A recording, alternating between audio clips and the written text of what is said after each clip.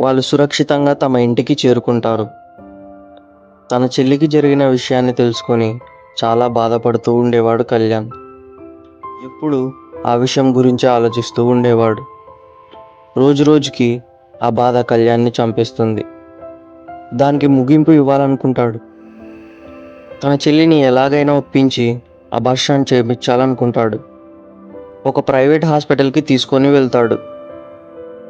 మంచి వాళ్ళకి ఈ కష్టాలు అన్నట్టు మంచి వాళ్ళకి ఈ సంఘటనలు ఎదురయ్యాయి. కళ్యాణ్ ఎప్పుడూ వెపన్స్ ఉన్న కారులోనే వెళ్తాడు. ఈసారి తన చెల్లి తనతో ఉండడంతో ఆ కారులో వెళ్ళడానికి నిరాకరిస్తాడు. తన చెల్లిని తీసుకొని వేరే కారులో ప్రైవేట్ హాస్పిటల్కు వెళ్తూ ఉంటాడు. ఈ విషయాలను తెలుసుకున్న యావన్ ఒక రాక్షస ప్లానే వేస్తాడు. కళ్యాణ్ ఉన్న కార్ని లారీతో యాక్సిడెంట్ చేయాలనుకుంటాడు. కానీ కళ్యాణ్ దాని నుంచి ఎలాగోలా తప్పించుకుంటాడు.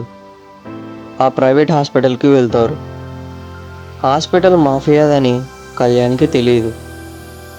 ఆ హాస్పిటల్లో ఫస్ట్ ఫ్లోర్లో మాత్రమే హాస్పిటల్ ట్రీట్మెంట్ చేస్తారు.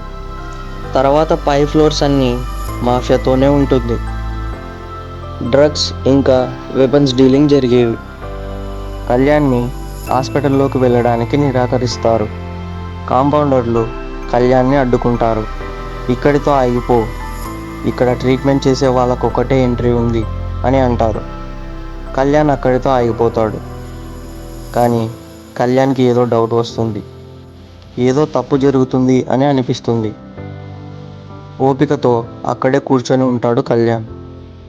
తప్పు జరిగితే రక్షించడానికి కూడా కళ్యాణ్ దగ్గర ఏ వెపన్స్ లేవు. అలా ఆలోచిస్తున్న సమయంలోనే పెద్దగా అన్నయ్య అని వినిపిస్తుంది. ఈ వాయిస్ నా చెల్లిదే కదా అని అప్రమత్తం అవుతాడు కళ్యాణ్. వెంటనే హాస్పిటల్ లోపలికి వెళ్ళడానికి ప్రయత్నిస్తాడు. కాంపౌండర్లు అడ్డుకుంటున్నా సరే ఆ కాంపౌండర్లను పక్కకు నెట్టేస్తాడు. అలాగే లోపలికి వెళ్తాడు. అక్కడ ఉన్న మాఫియా ఎవరిదో కాదు, మన యావన్ది. యావన్తో పాటు ఆయుష్, సుజల్ కూడా అక్కడే ఉంటారు. కళ్యాణ్ని అడ్డుకుంటున్న వారందరినీ తోసుకొని ముందుకు సాగుతాడు కళ్యాణ్. అడ్డొచ్చిన వాళ్ళని చంపడానికి కూడా వెనకాడాడు. అందరూ కలిసి ఏకమై కొడితే కళ్యాణ్ తన కారు ఉన్న చోటుకు వెళ్ళి పడతాడు.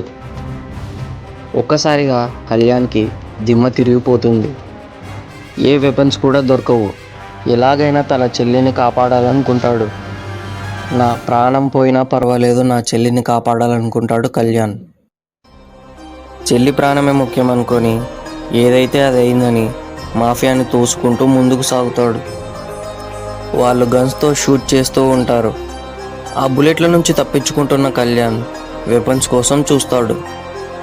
కానీ ఎక్కడా కనిపించవు.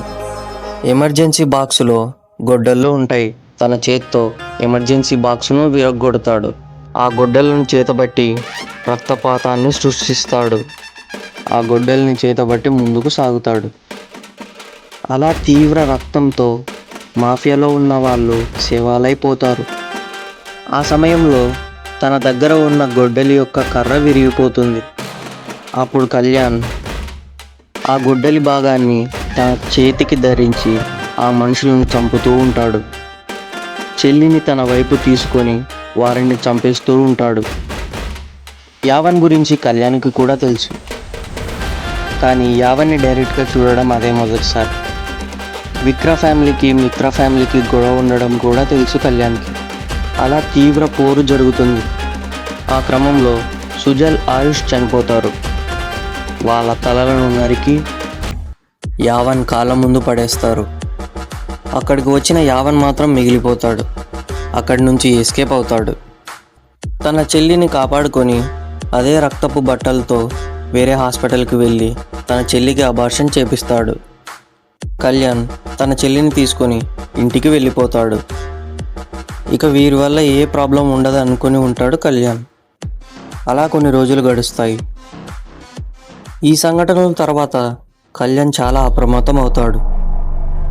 ఈ విషయాలను కళ్యాణ్ ఎవరితో చెప్పుకోడు. అంతటి యావనే కళ్యాణ్ వేటుకు భయపడిపోయి ఉంటాడు. యావన్ ఫస్ట్ టైం భయపడతాడు. యావన్ తన నమ్మకస్తులను కోల్పోయి చాలా డల్ అయిపోతాడు.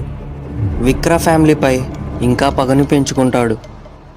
విక్ర ఫ్యామిలీని అంతం చేయాలంటే మొదట కళ్యాణ్ని అంతం చేయాలని అనుకుంటాడు. విక్ర వంశాన్ని అంతా నాశనం చేయాలనుకుంటాడు యావన్. అలా కొన్ని రోజులు గడిచాయి. యావన్ తన బలాన్ని ఇంకా పదిలంగా చేసుకున్నాడు. అక్కడి నుంచి దుబాయ్కి వెళ్ళిపోతాడు. తన మొత్తం పవర్ని యూజ్ చేసి చాలా బలాన్నే చేకూర్చుకొని ఉంటాడు. సరైన సమయం కోసం ఎదురు చూస్తూ ఉంటాడు. ఎలాగైనా విక్ర వంశాన్ని నాశనం చేయాలనుకుంటాడు.